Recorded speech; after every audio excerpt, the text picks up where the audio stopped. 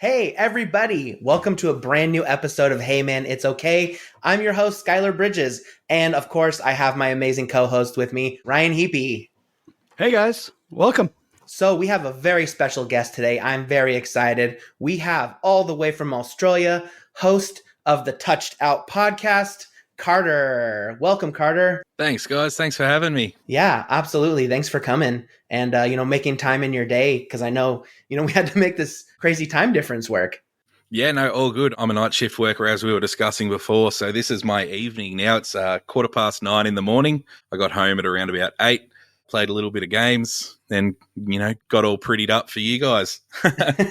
Nice. Thanks. I had to do that too. I was, I work from home most of the time, so I had to get all prettied up and out of my PJs to be on camera here. I bet you're still in bottom half PJs though, aren't you? Hey, what you see is what counts, right? I'm still bottom half work clothes. So we're opposites. We're like opposite mullets. That's it. Yep. Well, cool. Well, Carter, thank you so much. I'm so excited for our conversation today. You want to tell us a little bit about your podcast, and then we'll kind of get into some of your story behind why you got into this. Yeah, sweet. So the Touched Out podcast is my little creation, my little dip into the creative world of podcasting. I started it in February this year. So basically the quick story behind it is that a bit over 12 months ago, my son, Roman, who's 2 years old, was diagnosed with autism. And shortly thereafter, I was diagnosed with ADHD and autism as a 35-year-old father of 3. Really threw me for a loop, and I went through a whole range of emotions and, grieved the life I could have had if I had have had that diagnosis from an earlier age, and I could have had some more supports and people advocating for me, and maybe I would have been able to finish school, and maybe I would have made less of the silly decisions that I made due to my impulse control issues. And I found myself kind of wallowing in it, and I was just pitying myself. And I didn't want to keep going like that. So I kind of picked myself up by the bootstraps and decided to turn it into a bit of a positive. And the Touched Out podcast is what was created from. So I have parents on every fortnight, and we talk about the kind of nitty-gritties of parenthood and life in general. I couldn't find any podcasts specifically for parents about parents and by parents, like about their mental health journeys, the way in which they grew up, the way in which they have healed their childhood traumas. And we talk about any diagnoses that they have and how that affects them going into parenting, how that has molded them into the parents and the people that they are today. So we talk about self-care strategies. We talk about, it's pretty much a no-holds-barred safe space for everyone to talk about the things that they need to get off their chest, which is super important. Yeah, absolutely. How did you go about finding parents to put on? Did you just have friends that you wanted on, or were there certain people you were looking for who were parents that wanted to discuss this? So episode 1, I had a guest on named Kate, and she's someone that I knew personally, and I already knew a little bit about her story. So when I was kind of brainstorming, I knew I wanted to have someone on that I had already known for my first guest, at least, just so there was already a bit of rapport and there wasn't any kind of first-time jitters or anything like that. So I've reached out to her, and she was super keen to do it, and we had a great conversation. It's still to this day one of my favorite episodes that I've done. She's the stepmother of a wonderful little girl named Paige, and Paige was shaken as a baby. So Kate was dating Paige's father.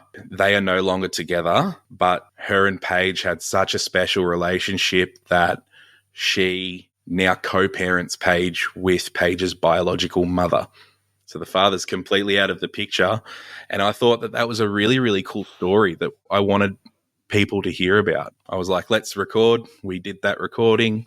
And from there, I have a little bit of a following on my personal social media pages. I reached out to a couple of people that are parents that I know had struggled with mental health issues in the past, and they were receptive to coming on. So yeah, it kind of was just born from there. Carter, can you kind of tell us maybe a little bit about what that journey was like, either leading up to those diagnoses, what made you kind of, I don't know if you sought them out or how those diagnoses came about? And I imagine that must have been. The ADHD diagnosis was the first one. And it was a lot to do with my wife. You know, I have a lot of executive dysfunction issues. So to anyone planning and executing things that I need to do, ticking off things on my to-do list, you know, it tends to stack up and I get overwhelmed and I end up just sitting on the couch for 6 hours and not doing any of it. And all of my life, I was just like, I guess I'm just lazy. I guess this is just what laziness is.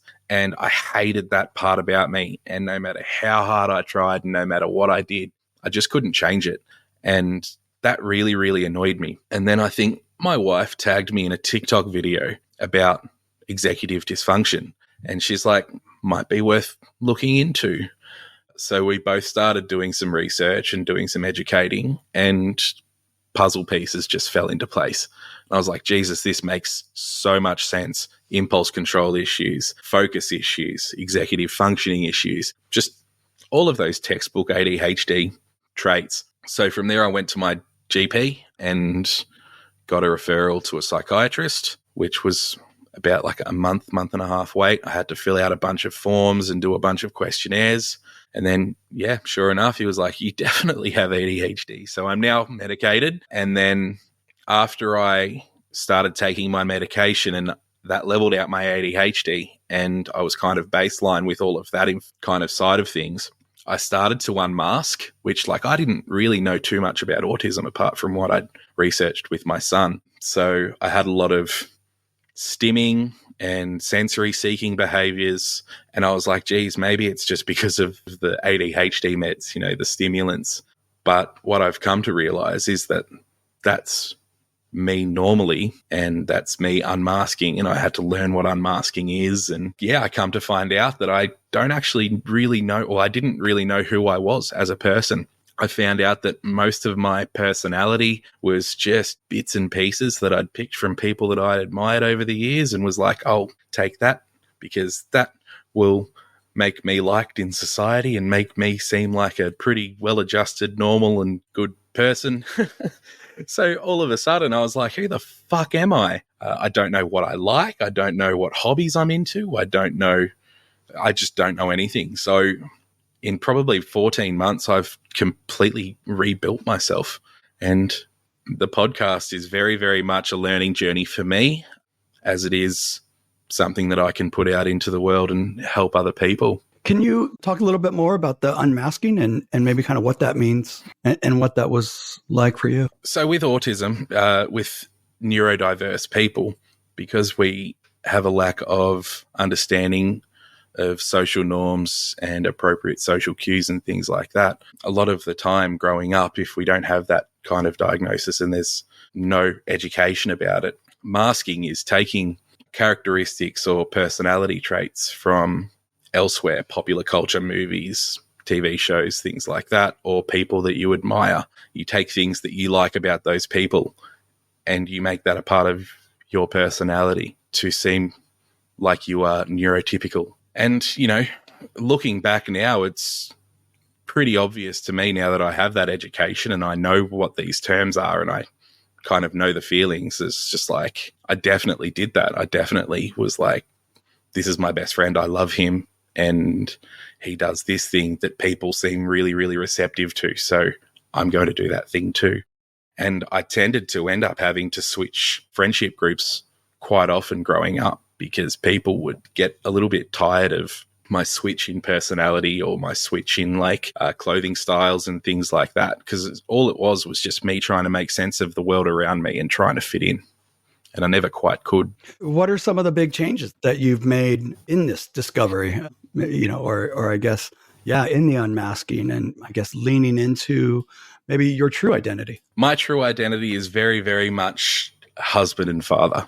It's what brings me the most joy. It's what brings me the most peace, even though my kids do my absolute head in sometimes. It's being a father is what I was meant to do in life, I think. And I daily make it my mission to try to better myself as a person so I can better myself as a father. That's great. Yeah, I mean, you have the distinction between the three of us that you're a father, because Ryan and I both don't have kids. We're both, well, Ryan's a single guy. I'm a single, well, not single guy, but what they call dinks, a dual income, no kids couple. And, my wife and I are really, it's important to us to talk about our mental health and to discuss things and check in with each other. Was this something that your wife was like all on board as soon as you started going into it, and you kind of like changed and grew together with the diagnosis and stuff? Yeah, 100%. And funnily enough, my wife also is on the spectrum and has ADHD also. So it has been very much a family affair when it comes to being neurodiverse. It's pretty cool that we've been able to go through it all together. So besides running the podcast, I know we talked a little bit earlier about what you did for your regular not 9 to 5 since you work night shifts, but you want to tell us a little bit about that and how it's kind of affected you with the change in your lifestyle and your hobbies and stuff? Yep. So I work in a youth justice facility. So I work with youth prisoners, essentially. We call them clients here because we are very much not about naming something what it actually is. They like to make it seem a little bit more rosy. But yeah, I've been in that position for almost 5 years. I did a year on day shift. And after I was assaulted breaking up a fight, I took a little bit of time off and decided to switch over to night shift, which evidently, being autistic, is so perfect for me because I don't have to work in a team environment, and across a 12-hour shift, I maybe see my managers for like 5 minutes. So I'm very much just left to my own devices. I'm really curious what made you want to get into that line of work? I just wanted to help people. I struggled a lot growing up. I got into a lot of trouble. Luckily, it was never anything substantial that would put me in a place like that. But if I had have gotten caught doing the things that I was doing, definitely could have ended up there. So, I mean, I spent over a decade in call centers and like office jobs, and it was soul destroying. I absolutely hated every moment of it. And then my wife and I, after we had our first baby Hendrix, we had built a house in the country, so it was out of the city. I needed to find a new job. I didn't want to have to commute to the city an hour and a half each way every day. And this was the first job that popped up when I looked online. And I was like, babe, do you reckon I'd be a good prison officer? And she's like, you've been punched in the face, so yeah, I'm sure you'll be fine.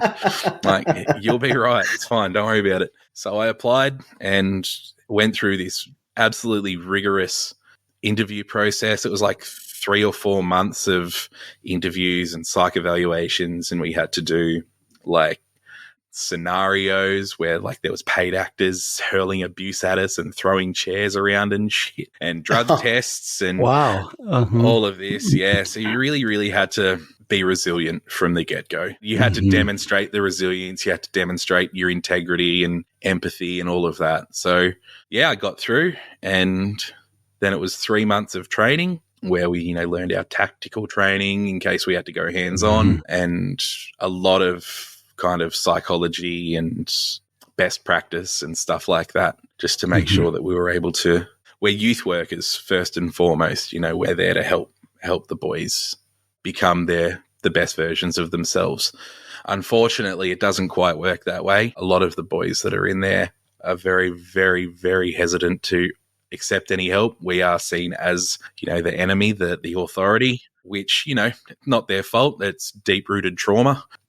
But yeah, I felt like even if I'm not directly helping them, I'd rather it be me that's there, knowing that I'm a pretty decent person and I have their best interest at heart, instead of like some fucking John Wayne cowboy going in there and just like, respect my authority, or like, I'll put you on the ground, which unfortunately every prison has those types of employees. So I was like, you know what, I'll still give it my best. And, unfortunately I did get assaulted by a boy who I thought I had really, really good rapport with. So that really knocked me for 6.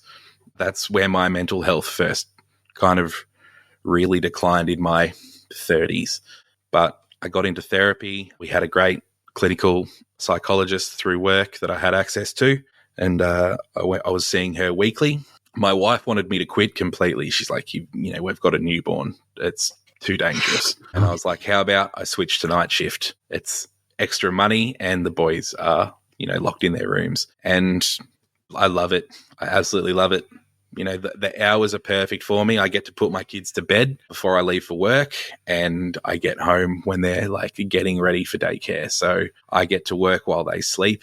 I don't really miss out on being a dad. And being there at night is super important for the boys as well, because that's generally when they're their most vulnerable. They're inside their bedrooms alone with their thoughts, and that's when, their thoughts can take a bit of a turn. So I'm able to help them in that way, not just them knowing I'm there. Yeah, that's so cool. I think at least my, I don't know, maybe common misunderstanding would normally be that people would want to take those jobs to exert control, kind of like you're saying. But to hear somebody who wants to be in that position to make a difference, I think it's really admirable. Yeah. Thank you. I appreciate it. It's a tough gig, man. It's a tough gig to be called every name under the sun because you won't make them a sandwich at 3 a.m. But they've gone through hard times, and unfortunately they're in this position. I feel like being a dick about it and being like, fuck you, do what I say, is just adding insult to injury. They're already in jail. Isn't that enough punishment, right? Like, we don't have to be dicks to them as well. Yeah, that's super cool of you. That's super cool. I bet you they appreciate that. A little bit. Every now and then you get one that's just like, you're all right.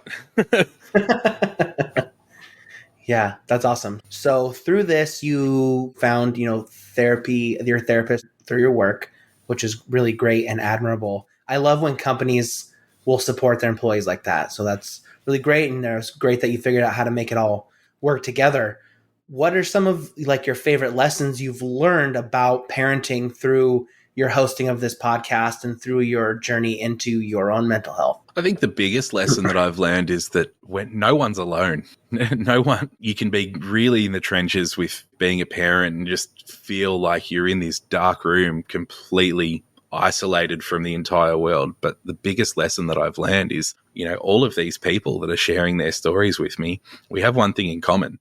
Well, a couple of things in common. We're parents and we've gone through some shit. It's just so special to be able to share those types of things with people from all over the world. And I've found that, mental health and, discussing your emotions, that's a universal language, and oceans in between us doesn't change that fact that we all understand what it is to be sad or depressed. We all understand what it is to be happy. And it's so cool to be able to make a connection with someone that I never would have been able to talk to otherwise unless I started this podcast. I talked to a chick in Israel.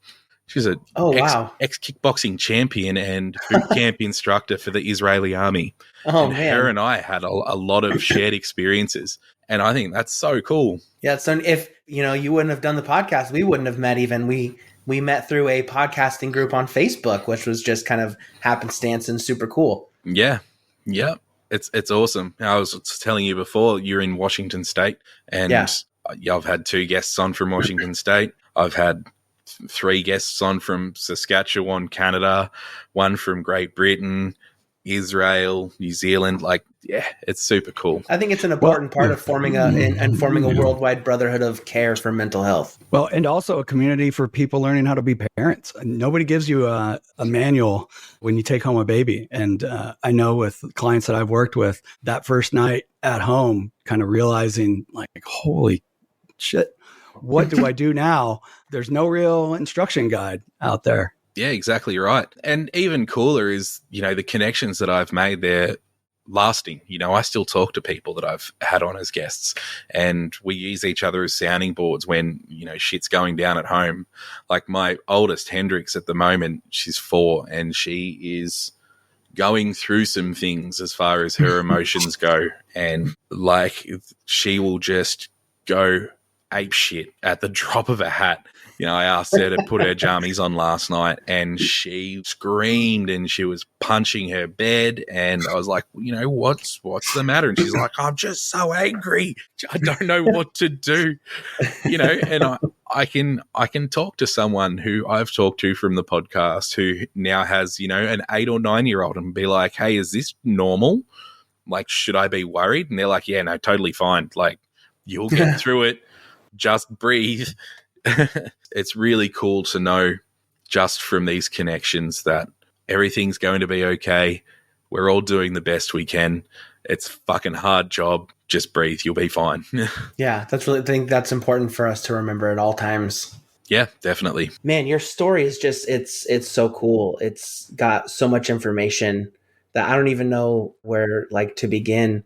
So you had your whole season of your podcast is out now. What Correct, has yeah. what's the reception been like from parents and from your family and stuff? It's been pretty awesome. Family, it's a whole other story.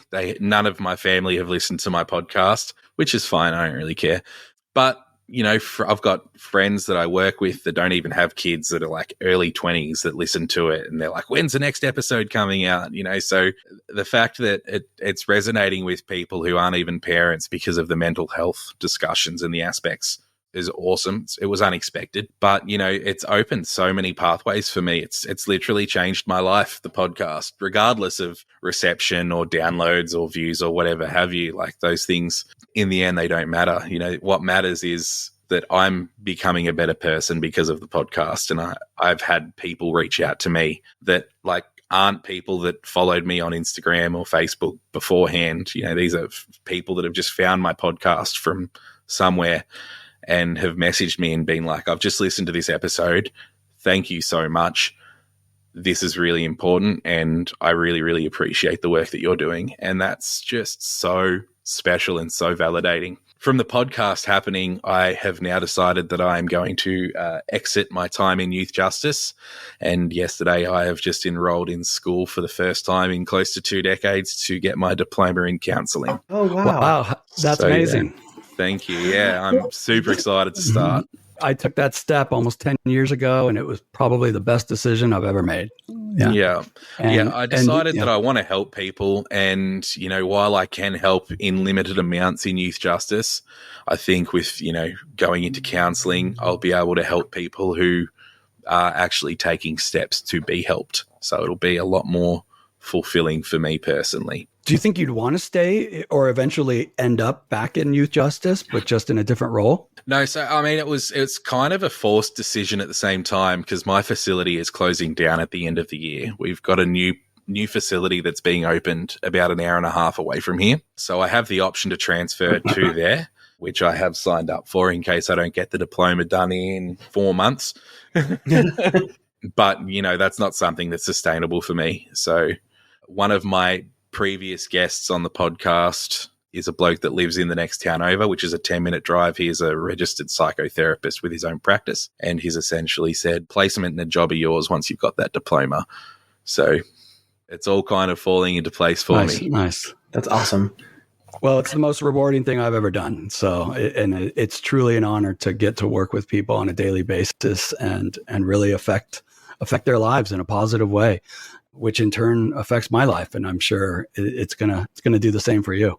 Yeah. So very excited. Yeah. I was just talking with a client about, kind of what forced my decision into counseling and all the lessons that I've learned in studying psychology. You eventually kind of start to apply these things to yourself, and the way that that's really changed me over the years.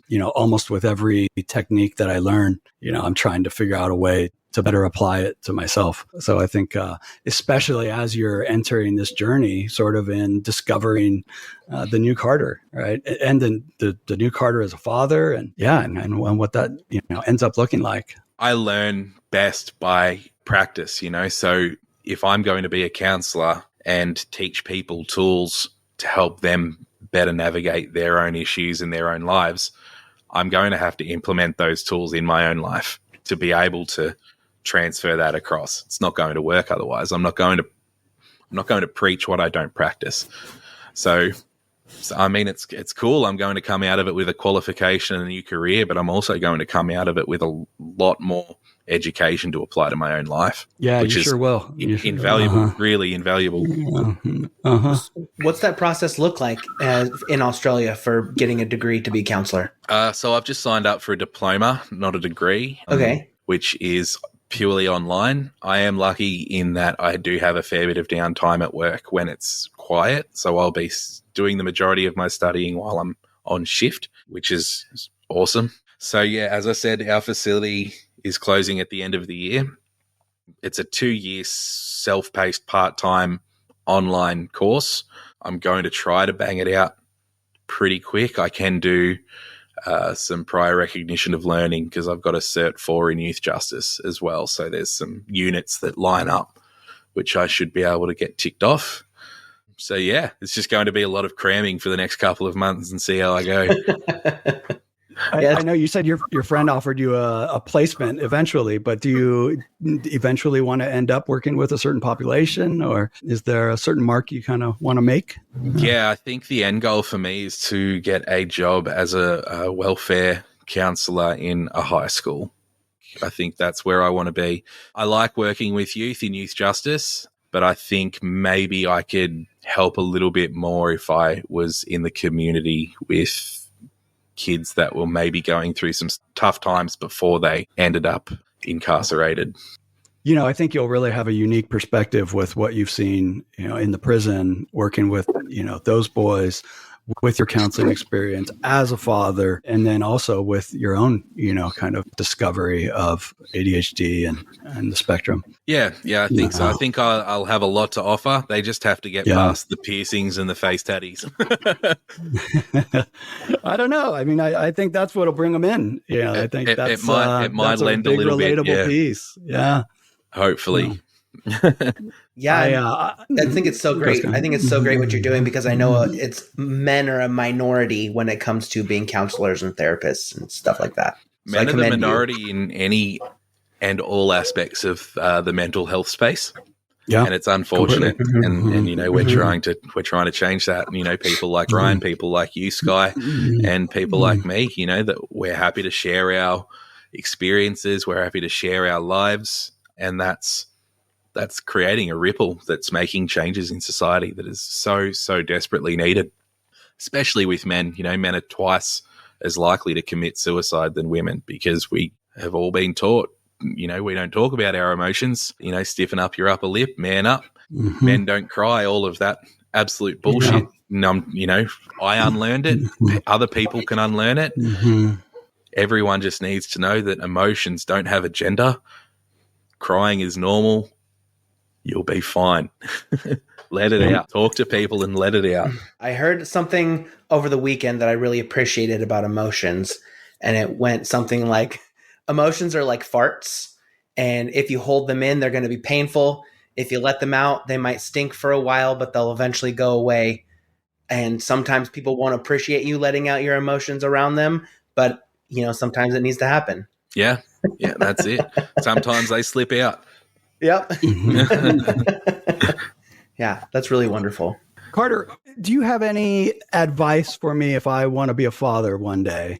What I should start preparing myself? Yeah, throw out all your textbooks, man, because they are fucking useless. Yeah, no amount of reading or podcasts or TED Talks or anything will ever prepare you. Everyone's journey is completely different, and it changes daily. Very, very dynamic.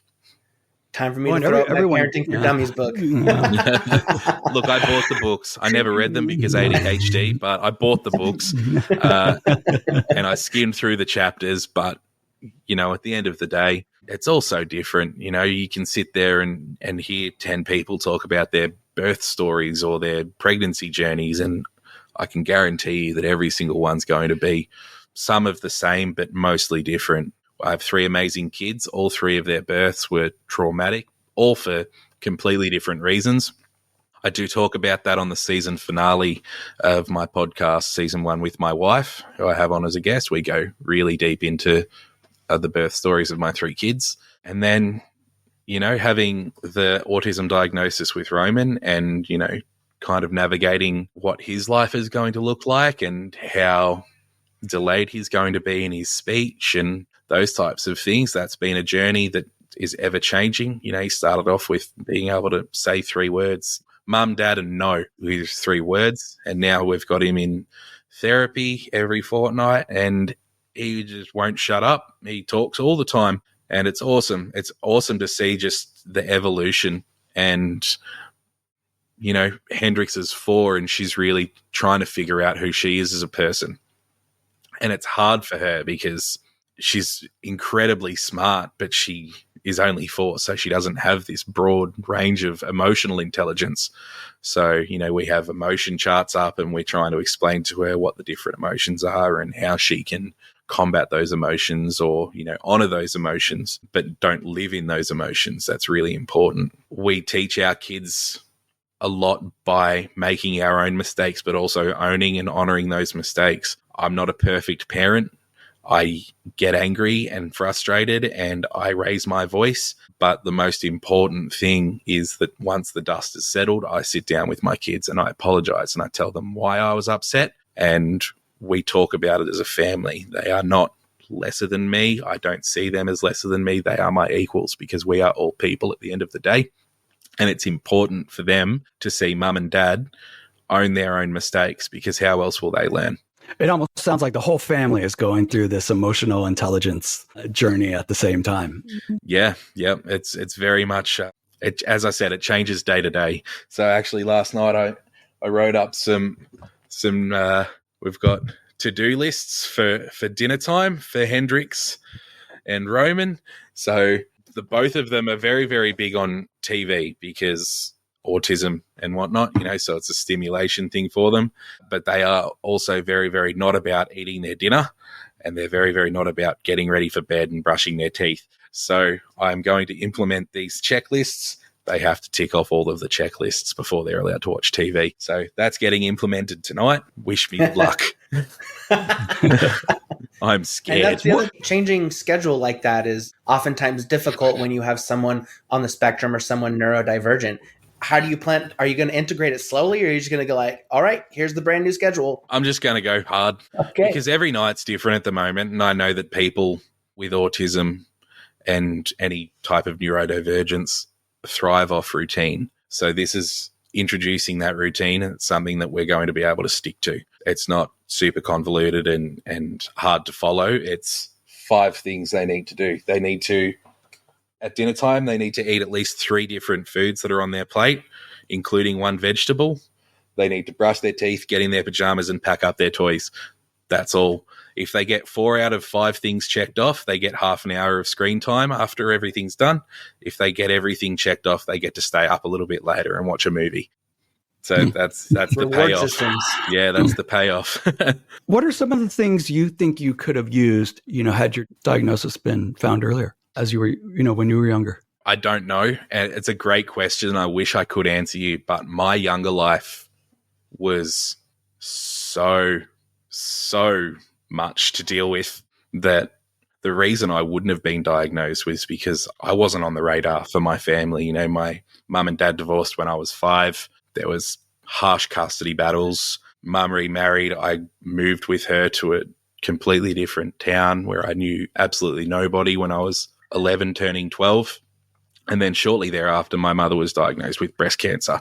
So everything was kind of all eyes on my mum throughout my entire teen years. She battled for 16 years. She passed away in December 2015.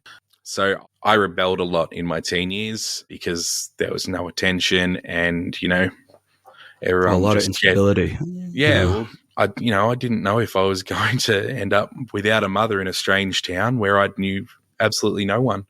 So I fell in with the wrong crowd. I started, doing drugs. I ended up with a drug addiction. I ended up becoming homeless at the age of 19. So I've gone through a lot. I've really lived a life. I've partied like a rock star without the bank account. But it's I don't have any regrets.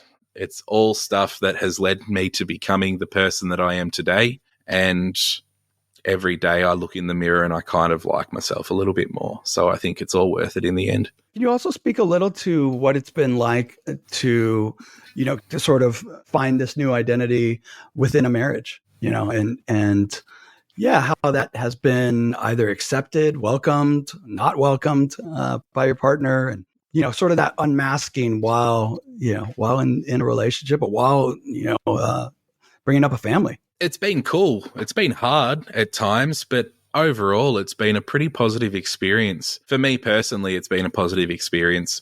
My wife struggled a lot with her unmasking journey because it was also quite inadvertent. It was, the ADHD medication leveled her out, and then it was all of a sudden like existential crisis kind of thing. And, I remember a night where she'd gotten home from work. She's like, I don't feel like myself. And I was like, what do you mean? And we kind of started discussing it. And the more we discussed it and the more that conversation evolved, the more I was like, oh shit, she's in for a tough time. And, that ended up with, her in tears being like, I don't fucking like it. I'm going to stop taking my meds. I just want to go back to the way it was. My wife herself, she was diagnosed BPD as a teenager. She's got a whole slew of her own life stories that she talks about on our podcast. But yeah, look, both of us are really, really into discussing our mental health and our mental well-being and our states on that day. So if I'm struggling on a day, I have no hesitations in talking to her about that and being like, hey, I'm struggling today for this reason, or I'm not too sure as to why. And she's just like, what can I do? Is there anything you need from me? Want space? Do you want affection? Do you need me just to make you a meal? Like, it's very much, we entered into our marriage with this kind of motto that if I'm only feeling 30% that day, she'll be the other 70% that's needed. Together, we'll always make up 100% no matter where we're sitting. And, if we're both feeling 20% on that day, then we just raw dog it through life together. It sounds like you guys both have like this incredible compassion, though, that really seems to permeate throughout both of your lives. Yeah, we try our best to not be shit people. Yeah. That's awesome. Can I go back to, you said you had kind of a rough childhood. Can I go back and ask, what was your turning point? Like, what made you decide to change and know that you didn't want to be involved with that stuff anymore? I mean, I have all of these different kind of stages through life. I had the growing up 0 to 10 part of my life where it was the divorce and the messiness and all of that.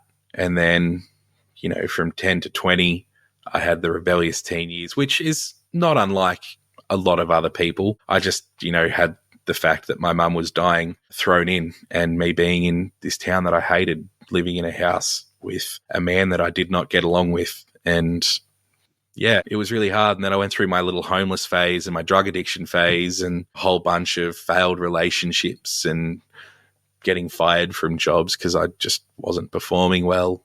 It's all typical, I'm sure, of a lot of people go through these types of things. I think with the drug addiction, my turning point was in 2009. It was a Wednesday afternoon. I'd just finished work and I'd told my then girlfriend that I was going to a friend's house just for the afternoon. I'd be home later that night.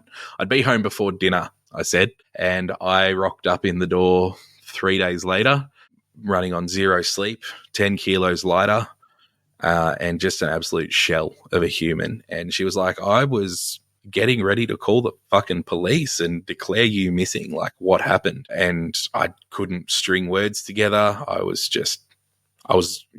absolutely out of it. So I ended up sleeping for 2 days. And when I woke up, she was sitting on the end of the bed and she had made me lunch. And she was like, eat something. And then she looked me dead in the eye and she said, if this shit happens again, I'm gone. And I pretty much quit cold turkey then and there because I was like, this isn't fun. Like, I feel like shit. This isn't fun. It kind of had served its purpose, It was my way of numbing myself to the point where I didn't know who I was anymore. And then I was like, I don't want to be numb anymore because what's the point of numbing something that you don't know what it is anyway? So, yeah, I kind of just got my life back on track from there and still partied occasionally here and there, but never kind of went back to the frequency that I was doing things. I found balance and, while people may not agree with drug use or anything like that, we all have different lives, But now entering marriage and fatherhood and all of that, it's just... my life changed completely, and I'm in my favorite phase now where I get to, mold these people into what will hopefully be good, kind, empathetic, compassionate people when they grow up. And I get to do that beside my best friend and my wife, which is double awesome. That's awesome. That's so cool. I love it. It's such a great story. I'm so happy that you've got her and that she's supportive, and you guys are kind of going through this together and growing together. Yeah. It's some couples can't say the same thing and make it through those things. So, that's very commendable. I think one of the biggest problems that young men are facing today, and it sounds like it might have been an issue for you, was the lack of mentorship out there. And so it sounds like you're going to be a wonderful mentor to your kids, and that you've been a mentor already to some of these kids in prison further on. So yeah. Hopefully that's the plan. Well, I think we're ready to wrap up here. This is kind of the end of our session today. But man, unless anyone has any like closing remarks or anything they want to say, Carter, it's been wonderful having you on this podcast today. Can you tell us where our listeners can find you and your social media and all that stuff and the projects you're working on? Yeah, definitely. So first of all, I just want to say thank you, Sky and Ryan, for having me. It's been great conversation. Equally, thank you for the work that you guys are doing. It's very important, and keep doing what you're doing. It's awesome. I can't wait to listen to more of your podcast.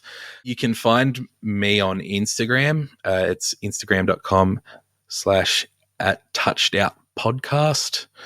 That's where I am most active. We have TikTok and Twitter. Instagram is where I'm most active. We're actually currently running a giveaway competition for the celebration of the premiere date for season 2, which will be on October 4th.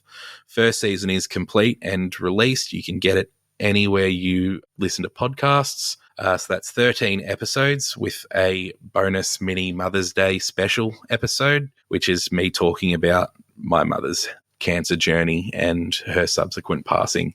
It's pretty emotionally charged. I do have the videos of that episode and the episode with my wife up on YouTube if you want to watch the videos of it.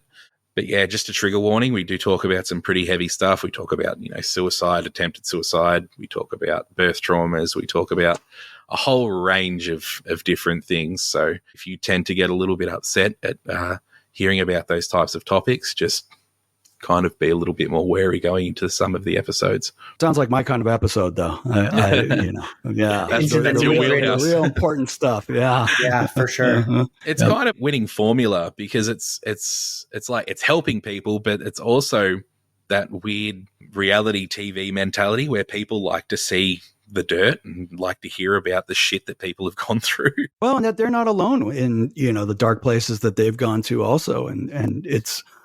Just like you had spoken about earlier, sometimes just finding the language to put on what we're experiencing can really help. And so hearing somebody else's journey, and that they've found a way out or been resilient or ended up on the other side is really encouraging. Thank you. So that's it for this episode, everybody. Thanks again, Carter, for joining us. And thanks, Ryan, for being here with us today. I know, you're a busy therapist, man. You gotta set aside time, and we're so happy that, we're all on this journey together. So from Sky, I just want to let everyone know that it's okay to not be okay. And thanks for listening.